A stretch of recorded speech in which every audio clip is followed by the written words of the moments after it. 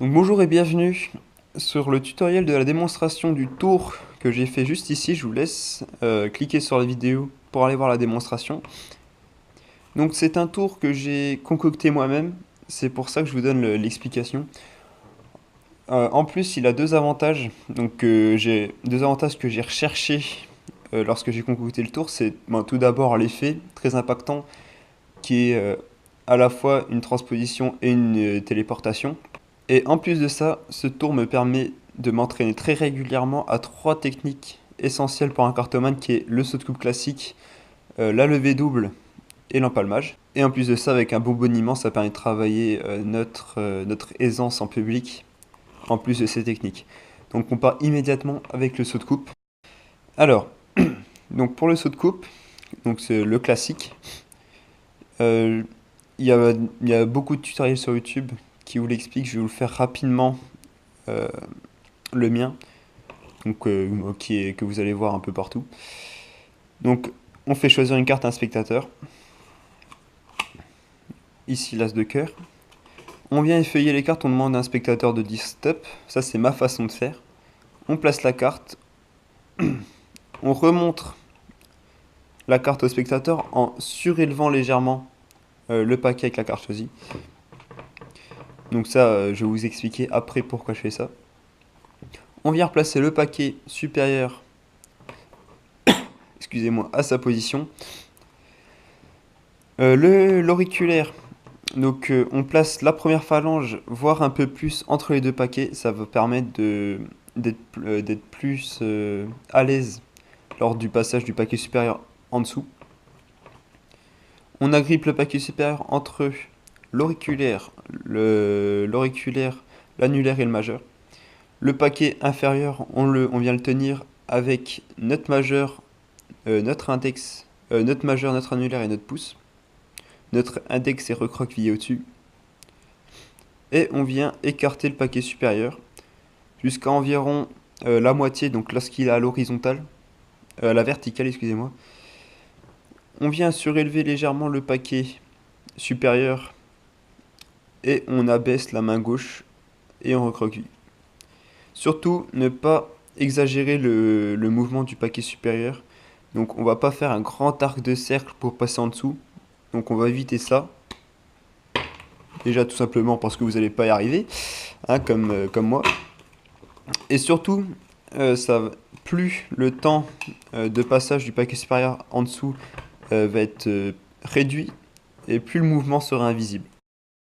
Donc, maintenant qu'on a exécuté le saut de coupe pour contrôler la carte sur le dessus, on va passer à une levée double. Donc, un récapitulatif depuis le début. Donc, on vient faire choisir une carte pour le spectateur. On la replace dans le milieu du jeu, réellement dans le milieu du jeu. On vient exécuter notre saut de coupe tout en descendant, dans un mouvement descendant. Et ensuite, on va nous-mêmes choisir une carte. Donc voilà, on va dire au spectateur qu'on utilise la carte supérieure. Donc à ce moment-là, on fait notre levée double. Donc il y a énormément de tutoriels très bien expliqués sur la levée double. Donc je vous laisse aller rechercher sur YouTube si jamais vous ne savez pas en faire. Donc ma levée double, c'est je viens effet avec le pouce où je fais un pinking out. Je viens passer entre mon pouce, mon majeur et mon annulaire, mon pouce, mon majeur et mon index au milieu. J'expulse l'air entre les deux cartes. Je viens faire glisser, je laisse tomber. La particularité de ma levée double, c'est que je la décale légèrement en avant afin de récupérer un break très facilement. En appuyant avec l'index sur le bout des deux cartes. Et je peux récupérer un break.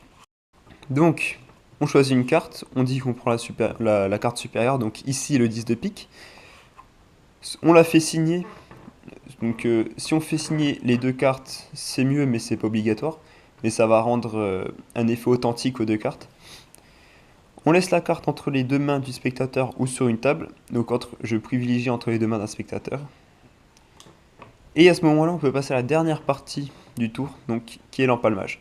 L'empalmage, je vous envoie directement le lien de la vidéo de 52 cards. C'est le tutoriel de l'empalmage classique que j'utilise. Donc rapidement, on pose l'auriculaire sur le coin extérieur droit du paquet et le pouce sur la partie gauche du paquet à l'arrière, comme ceci. notre main gauche, donc notre pouce gauche va venir décaler la carte supérieure et notre auriculaire va venir appuyer sur la carte et ça va venir la coller contre la paume de notre main. Donc essayez de travailler énormément cet empalmage afin qu'il y ait le moins de mouvements parasites. Donc quand vous décalez la carte, votre main droite ne bouge presque pas, il n'y a que votre auriculaire. Ne venez pas faire trop de mouvements parasites. Donc vous décalez, boum, vous empalmez. Et vous décalez le paquet sur la gauche. Et vous restez dans cette position. Tout simplement parce qu'on va utiliser donc cette main qui tient le paquet et la carte empalmée pour passer par-dessus la carte, comme on voit dans la démonstration, ou par-dessus les mains du spectateur. Ça va être l'effet magique qui va faire transformer la carte. J'utilise cette main tout simplement parce que ça masque l'empalmage et ça enlève l'idée potentielle du spectateur qu'on a une carte empalmée. On passe par-dessus, hop. Bien évidemment, la carte se change. Pour l'instant, on reste avec le paquet dans la position de la main droite et avec l'encarte empalmée. À ce moment-là, on laisse un peu de temps à la personne de réaliser que la carte s'est transformée. Et là, on vient passer donc le paquet à la main gauche et on vient chercher la carte dans notre poche arrière. Donc voilà, on a expliqué le tour donc dans sa technique.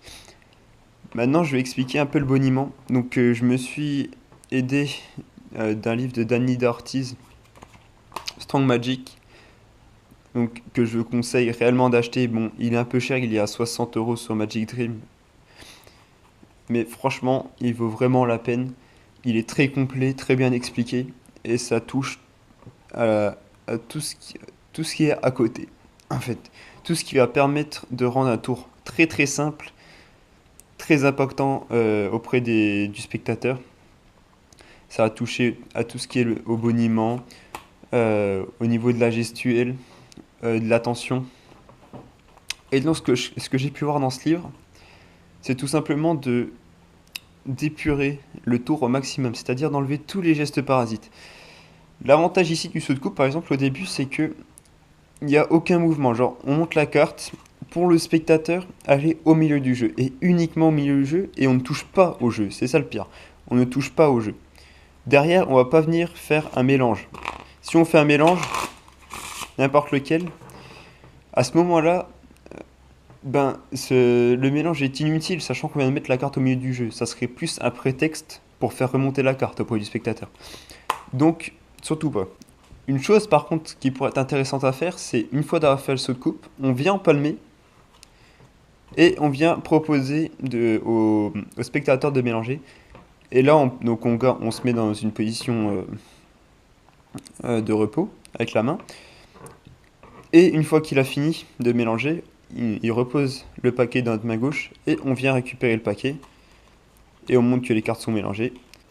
Au niveau du boniment, c'est à peu près tout. Donc, d'ailleurs, pour tous les tours au général, il est très important d'épurer son tour au maximum, d'enlever tous les gestes parasites, même au niveau de la parole, d'enlever tout ce qui peut gêner autour, donc les questions inutiles, par exemple. Et puis, je pense que c'est à peu près tout ce que j'ai à dire, en espérant que vous arriverez à maîtriser ce tour rapidement. Donc, si vous avez aimé, bien évidemment, cette explication, laissez un pouce bleu et abonnez-vous. Et si vous avez des questions, n'importe laquelle, sur la technique par exemple, ou sur le boniment, posez-la dans les commentaires, on y répondra. Et voilà, donc je vais vous laisser à la prochaine vidéo, et entraînez-vous bien.